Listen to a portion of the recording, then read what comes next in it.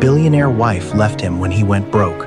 The street food vendor he helped 10 years ago showed up with a secret. Marcus Garvey Park smelled like wet concrete and old leaves the morning James Whitfield sat down on a bench and realized he had nowhere else to be. He had been coming here for 11 days. Same bench, third from the east entrance. The one with the loose armrest he had been unconsciously tightening with his thumb every morning as if fixing small things still mattered. He arrived at 8, stayed until noon, then walked the 14 blocks back to his room on 116th Street, because the walk gave the day a shape it otherwise lacked. He was 56 years old. He wore a white button-down shirt, with a faint crease still visible along the sleeve, the ghost of a dry cleaner's iron, from a life that now felt like it had belonged to someone else. The cuffs were beginning to fray. He had not bought new clothes in 4 months. He told himself it was not necessary. He told himself a lot of things. No one recognized him. That was the part he had not prepared for. For 22 years, James Whitfield had been a name that meant something in certain rooms. Not a household name. He was not that kind of wealthy, but the kind of name that made people straighten slightly when they heard it at a dinner table, the kind that appeared in the business section of regional papers alongside words like visionary and community-rooted enterprise. He had built a mid-size import and real estate holding company from a single warehouse lease in the South Bronx into a portfolio that employed over 200 people at its peak. He had shaken hands with city council members. He had been photographed cutting ribbons. Now, he sat on a park bench with $11 in his wallet, and no one looked twice at him. There was a relief in that. He recognized it, even if he could not fully accept it. No one to perform stability for. No one waiting for him to have an answer. But underneath the relief was something heavier and quieter, something he only felt clearly in the early mornings before the park filled up. He had built his entire sense of self on being seen as a man who had things under control. And now that the scaffolding was gone, he was not sure there was anything behind it. The company had been deteriorating for 18 months before the end came. A cascade of factors, a bad commercial property bet in a rising rate environment, a supply chain dispute that turned into litigation, a line of credit that got called in at the worst possible moment. He had tried to manage it quietly. He had believed, until very near the end, that he could turn it around. That belief, he now understood, had cost him 6 months he could have used to salvage something.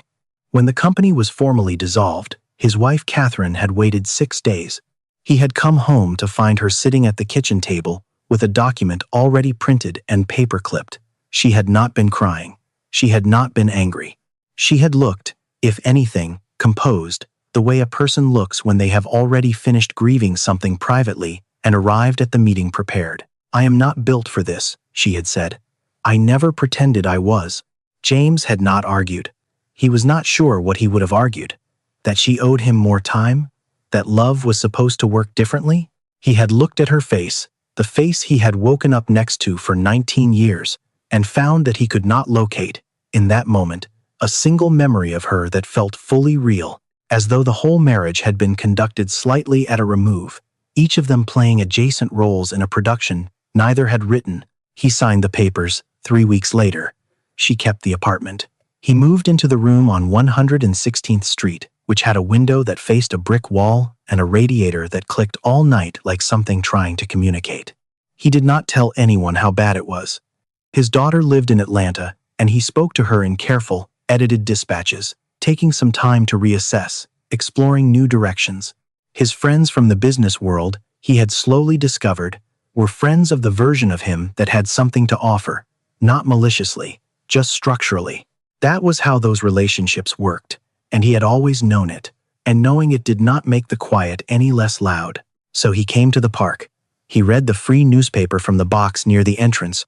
When there was one, he watched the pigeons. He pressed his thumb against the loose bolt on the armrest and thought about things he could not organize into sentences. He noticed the food cart on the 4th day but did not pay it particular attention. It was a modest setup, a converted 2-wheel cart with a hinged warming compartment, hand-lettered sign reading carols, chicken, rice and beans, $7, in red marker on white cardboard. The woman who ran it was somewhere in her 40s, with close-cropped natural hair and the particular kind of unhurried efficiency that came from doing the same physical work for many years. She arrived around 8:30, set up near the park's south path, and had a small but steady line of regulars by 9. James watched her the way he watched most things in the park, with the detached, time-filling attention of someone who had nowhere to be. He did not consider speaking to her. He had not been initiating conversations with anyone. On the third morning, she parked her cart closer to his bench than usual. The usual spot had a puddle from last night's rain, and he became aware, without looking directly at her, that she was looking at him. Not the passing glance of someone registering another person in a shared space, something more deliberate. He kept his eyes on the newspaper. "Excuse me," she said. He looked up. She was standing a few feet away, holding a foam container. She had a calm, direct quality to her face, not unkind, but not performing warmth either. The look of someone who had learned to take the measure of a situation before committing to it. "I have an extra," she said, holding out the container. "Chicken and rice. It will just go cold." "I am fine, thank you," James said. He kept his voice even. "I know," she said, and did not move. There was a beat of silence. "I am not," he started. "I know you are not," she said, in a tone that made clear she was not there to debate it. "I am Carol. I am here every morning." She set the container on the far end of his bench, not handing it to him, just placing it in neutral space, and walked back to her cart. James looked at the container for a long moment. Then, he looked back at his newspaper. The container stayed where she had put it, steam faintly visible at the seam of the lid. He did not touch it that morning, but he noticed, as he was leaving, that the smell had been good. The recognition came on the second morning she brought food. She had done the same thing, set a container at the end of the bench without ceremony, and this time James had nodded once in acknowledgement, which was as close to accepting as he could manage. He was eating slowly, watching a group of kids cut through the park on their way to school, when Carol came back on her break and sat down on the other end of the bench. She did not speak immediately. That restraint, he would later think, was what allowed the conversation to happen at all. "I have been trying to figure out if I was right," she said finally. "About who you are." James looked at her. "I am nobody in particular. James Whitfield," she said. Not a question. He was quiet for a moment. "You follow business news?" "No," she said. "I know your face." She paused. "About 10 years ago. It was raining. On a Tuesday, I think. I had a spot on Adam Clayton Powell near 127th. City inspector came, said my permit had a clerical issue, said he had to take the cart." She said it plainly, without drama, as though recounting something that had happened to someone else. "I did not have money to fix the fine that same day. I was going to lose the whole setup." James had gone very still. "A man stopped," Carol continued. "He was in a suit. He asked what was happening. I explained. He asked how much. I told him. He paid it." She looked at him. "He also gave me $300 and told me to get the paperwork sorted before I set up again. I never got to thank him properly. He was gone before I could." James remembered it the way you remember something you had filed away as inconsequential, a fragment surfacing unexpectedly, still intact. A gray morning, a woman crying beside an aluminum cart. He had been between meetings, running slightly late, and he had stopped without fully deciding to stop. He had not thought about it since. "That was a long time ago," he said. "Yes," Carol said. "And here you are." The simplicity of that sentence landed somewhere in his chest. Here you are. Not "look how far you have fallen." Not pity. Just the plain, level acknowledgement that time had moved and brought them both somewhere unexpected. He looked down at the foam container in his hands. "You did not have to do this." "I know," she said, and stood up to go back to her cart. "Eat it before it gets cold." The days that followed settled into a quiet, unspoken rhythm. Carol arrived at 8:30. James arrived at 8. By the time she had her cart set up and her first customers served, there would be a container at the end of his bench. He stopped pretending he was not going to eat it. He started bringing a second cup of coffee from the bodega on 122nd, one for himself, one left wordlessly on the cart's folding shelf. When she had her back turned, she never mentioned it. Neither did he. It was the kind of arrangement that only works when neither party tries to name it. He was careful, in those early conversations, to keep himself at a measured distance. He answered her questions, and she asked few, which he appreciated, in the edited, surface-level way he had been speaking to everyone, reassessing, taking stock. Things have a way of working out. The language of a man who still believed, or needed to believe, that the narrative was not over yet. Carol listened to all of it without visible skepticism, but she did not encourage it either. She had a way of receiving his careful non-answers with a silence that was neither accepting nor challenging, just present. It was, James eventually realized, the silence of someone who had learned that people tell you what they are actually feeling when they run out of other things to say. He was not ready to run out yet. The photograph was the thing that broke his composure, and it came from nowhere. He had been sitting in his usual spot on a Thursday morning, 10 days into the routine, when a man 2 benches down left in a hurry and forgot his phone on the seat. A notification lit up the screen, a news app, some business digest, a thumbnail image James could not make out from where he sat. He would not have thought about it at all except that 20 minutes later, when no one had come back for the phone, a park maintenance worker picked it up and set it on James's bench to keep it off the ground. The screen lit up again when it landed, and this time James was close enough to see the thumbnail clearly. It was a photograph he recognized. He and Catherine at the ribbon cutting for the Morningside Heights development 5 years ago. She was laughing at something off camera. He had his hand at the small of her back. They looked like people who had built something together and were proud of it. He stood up and walked away from the bench before he fully registered that he was doing it. He made it about 30 feet down the path before the feeling caught up with him. Not grief exactly, and not anger. Something more structural than either, like a load-bearing wall failing inside him. He stopped walking. He stood very still with his back to the bench, facing the tree line, and pressed 2 fingers against the bridge of his nose. He did not make a sound, but his shoulders moved once, sharply, the way they do when something you have been holding gets too heavy to hold quietly. He did not know Carol had seen it until he turned around and found her watching him from behind her cart with the particular stillness of someone who has just decided something. He walked back to the bench without looking at her. She said nothing that morning. She brought the envelope 4 days later. It was a business-size envelope, manila, with a water stain on one corner that had dried and warped the paper. She was carrying it under one arm when she arrived, and she did not put it down immediately. She finished her setup, served her morning rush, and then came over during the mid-morning lull and sat at the other end of the bench. She held the envelope in both hands for a moment without offering it. "I need to tell you something," she said. "I have been trying to figure out how to say it for about a week. I do not think there is a good way, so I am just going to say it." James looked at her. "All right. When you helped me 10 years ago, I wanted to thank you. I went back to that block the next afternoon to see if you were around." She paused. "You were there. You were standing outside a building on 127th, talking to another man. I did not want to interrupt, and you did not see me, so I left." James waited. "I did not think anything of it at the time. I did not know who you were beyond the man who helped me. I did not know the other man either."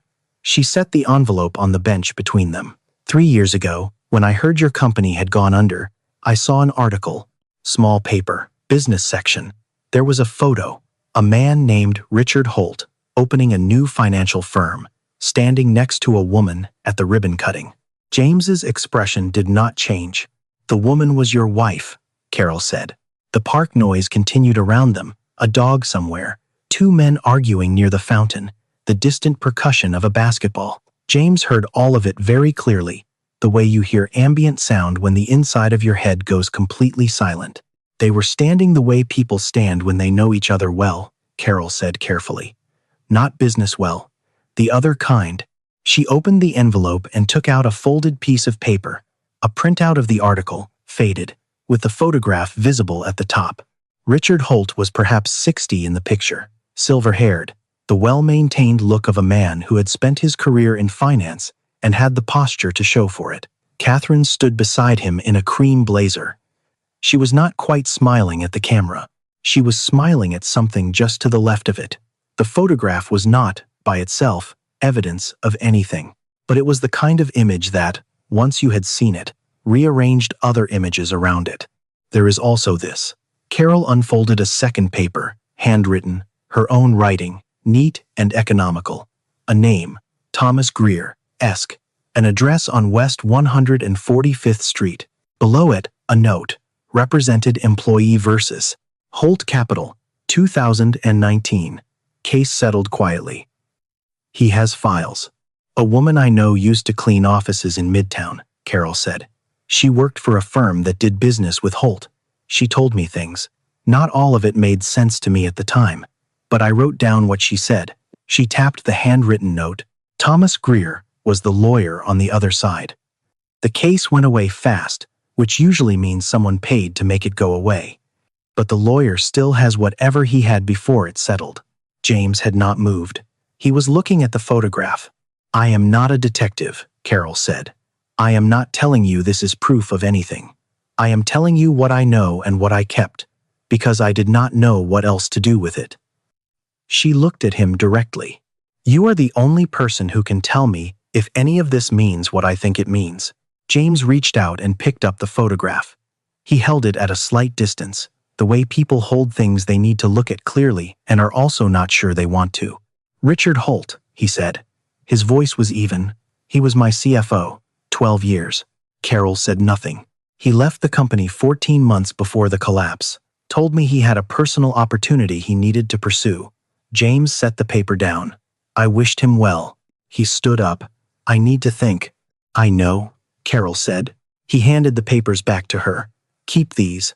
I will come back tomorrow. He walked out of the park without looking back. Carol watched him go, then folded the papers carefully back into the envelope and put it in the inside pocket of her jacket, close to her chest, the way you carry things that matter. He did not sleep. He lay on the narrow bed in his room on 116th Street and looked at the ceiling and did what he had been refusing to do for months. He let himself think about the timeline. Richard Holt had joined James's company 11 years ago, brought in as CFO through a mutual contact in the finance world, someone who had vouched for him strongly, someone James had trusted. Within 2 years, Richard had become indispensable. He knew where every account lived.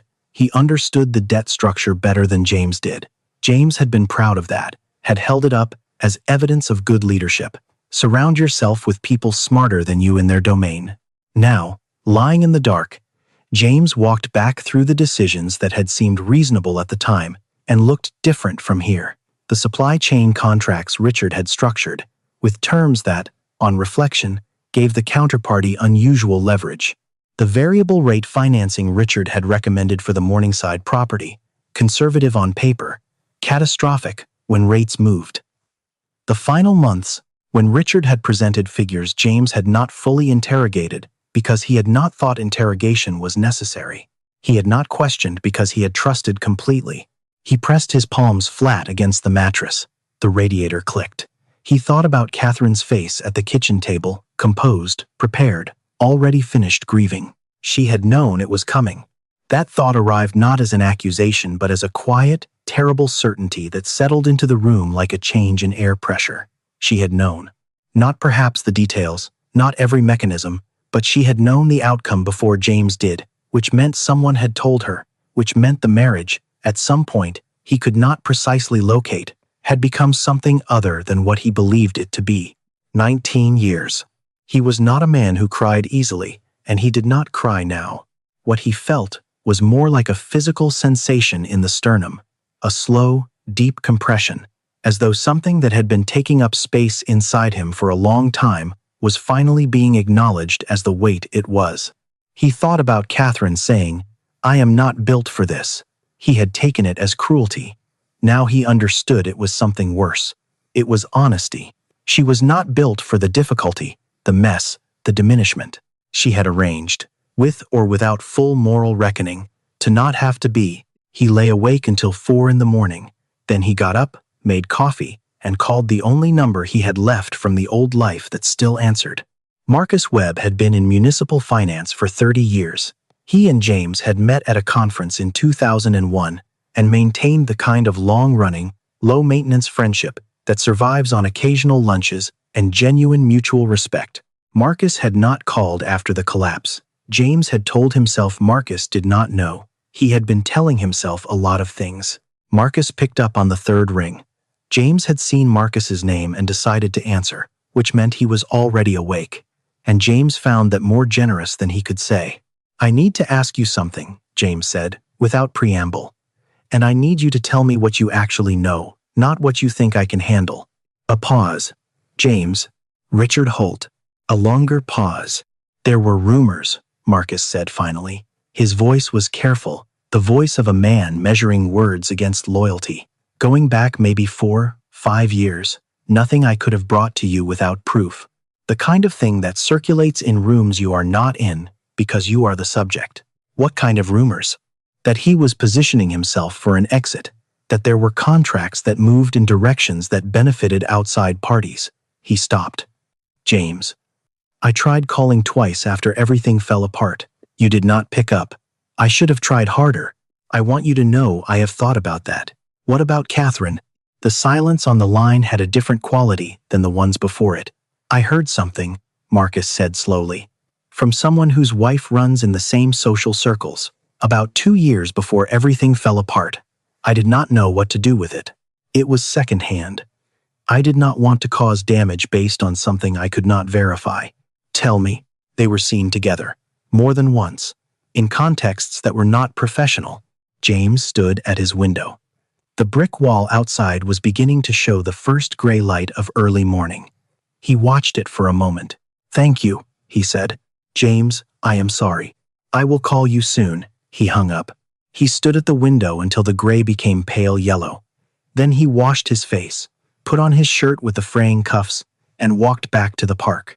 Nadine was already set up when James arrived. It was earlier than usual, not yet 8, and the park was thin with people, just the serious walkers and a few men on benches with coffee cups, and nowhere particular to be. The morning was cold and clear, the kind of October air that made everything feel slightly more real than usual. Outlines sharpened, colors distinct. She saw him coming and said nothing. She poured a cup of coffee from her thermos and set it on the bench. James sat down. He wrapped both hands around the cup and looked at the tree line for a long moment. "I called someone last night," he said. "Old contact from my business days. He confirmed what you were telling me. Not all of it, but enough."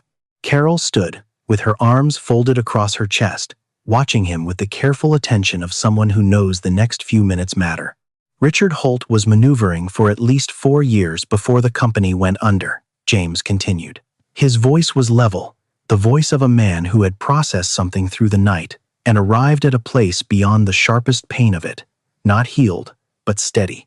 Catherine knew something was coming. Not the details, maybe, but she knew. He paused. She was prepared in a way that you can only be prepared if someone told you to be. Carol did not offer anything to fill the silence. She had the good instinct to let it breathe. "I spent the whole night trying to be angry," James said. "I kept waiting for it to arrive properly. All I got was tired." He looked down at the coffee cup. 19 years. "And I cannot find a single moment I am certain was real." "Some of it was real," Carol said quietly. "People lie about some things and tell the truth about others. It is not usually all one or the other." He looked at her. "That's supposed to make it better?" "No," she said. "Just accurate." He almost smiled. It did not quite make it to his face, but it moved in that direction. "I want to talk to this lawyer. Thomas Greer." Carol reached into her jacket and produced the manila envelope without hesitation, as though she had been keeping it ready. She held it out.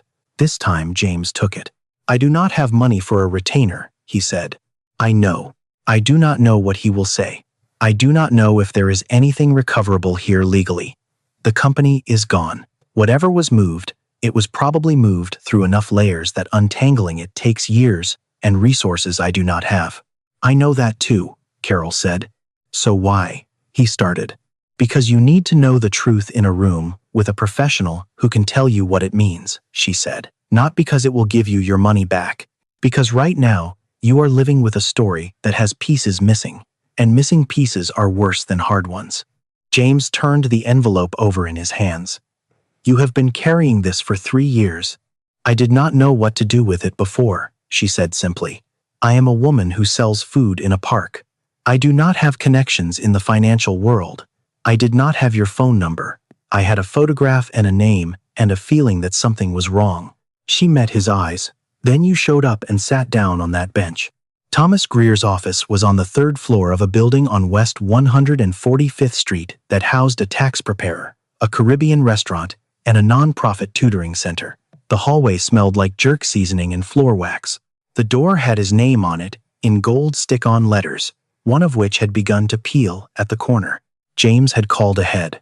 Thomas had been quiet on the phone for a long moment after James explained who he was and why he was calling, and then said, "Come in on Thursday at 10. Do not be late." Carol came with him. James had told her it was not necessary. She said she was aware of that and was coming anyway. He did not argue. Thomas Greer was 63, compact and unhurried, with reading glasses pushed up on his forehead and the particular weariness of a man who had spent decades in rooms where money moved and people lied about it. He shook James's hand and then looked at Carol with a neutral expression. "She stays," James said. Thomas gestured to the chairs across from his desk. The meeting lasted an hour and 40 minutes. James laid out what he knew, the timeline, Marcus's confirmation, Carol's photograph, and the information about the prior case. Thomas listened without interrupting, taking occasional notes on a legal pad in a handwriting so small James could not read it from across the desk. When James finished, Thomas leaned back in his chair and looked at the ceiling for a moment. "Richard Holt," he said. "It came out flat, the way you say the name of someone you have complicated feelings about." "You know him," James said. "I know of him," Thomas said carefully. "The case I handled in 2019, the employee dispute, settled before we got to discovery, which is consistent with Holt having enough to lose that it was cheaper to pay than to let anyone start looking at documents." He tapped his pen against the legal pad. "I kept everything. On principle." "Is there a case?" James asked. Thomas looked at him directly. "There may be a civil case for fraud and breach of fiduciary duty. Possibly more, depending on what is in the financial records, which we would need to subpoena, which requires a filing, which requires time and money." He paused. "I will not pretend otherwise." He paused again.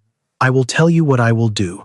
I will review what I have from the 2019 case and what you have brought me today, and I will give you an honest assessment of whether there is enough here to build from, pro bono, for the assessment.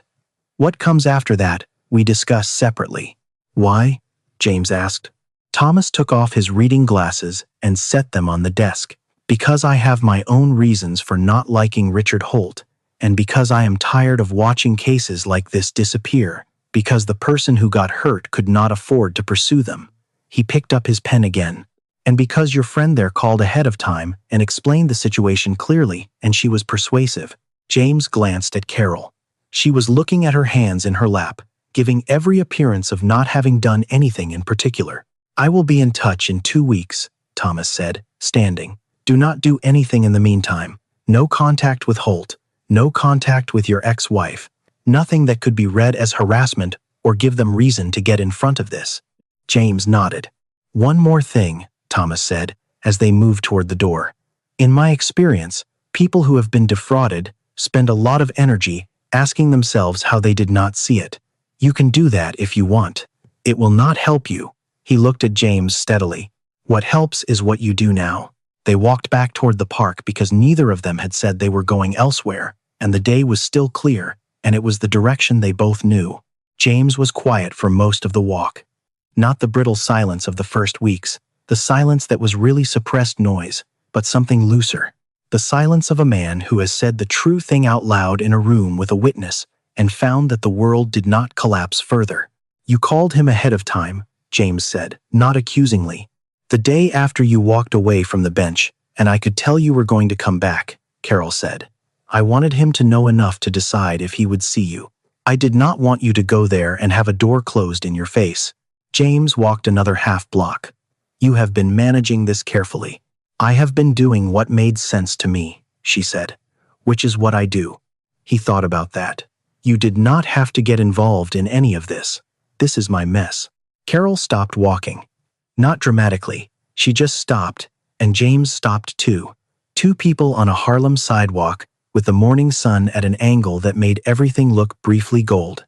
"You know what I was doing when you helped me that morning," she said. "I was deciding whether to quit. Not just the cart. Everything." She said it without self-pity, as simple information. My husband had left. I had 2 kids. I had about $400 and a cart I was about to lose. I had been standing there for 2 hours, trying to figure out if any of it was worth continuing. James held very still. "You did not fix everything. You fixed the immediate problem and then you left, which is fine. You did not owe me anything more than that. But sometimes, the immediate problem is the one standing between a person and their worst decision."